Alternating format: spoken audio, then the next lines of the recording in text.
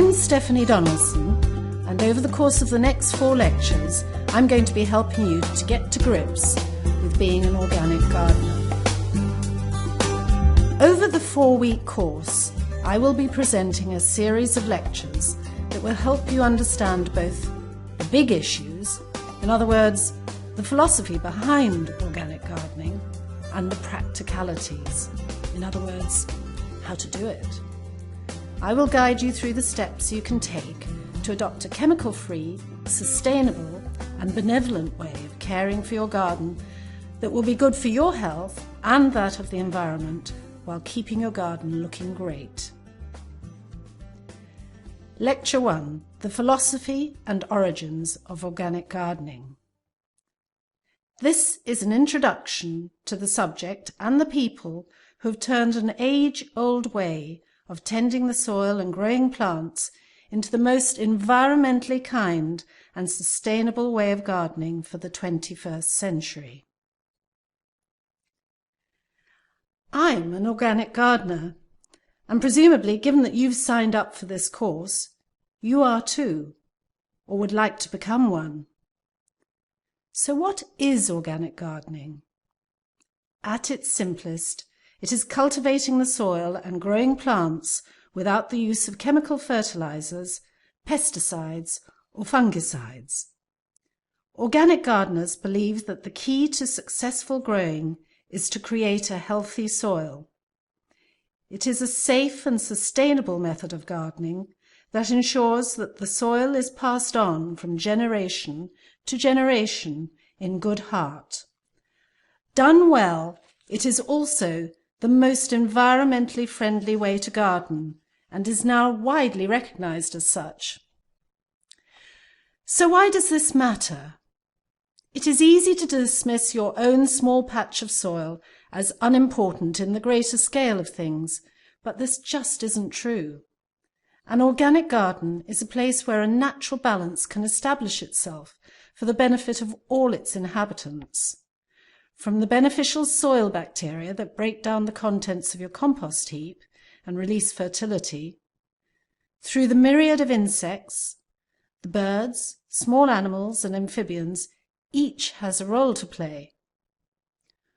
Organic gardening is not just about growing your own fruit, flowers and vegetables without recourse to artificial fertilizers or pesticides. It's about promoting biodiversity and helping maintain the chain of innumerable life forms in the process. It is extraordinarily complex and interconnected. For example, did you know that ants are symbiotic with violets, cyclamen and coreodalis?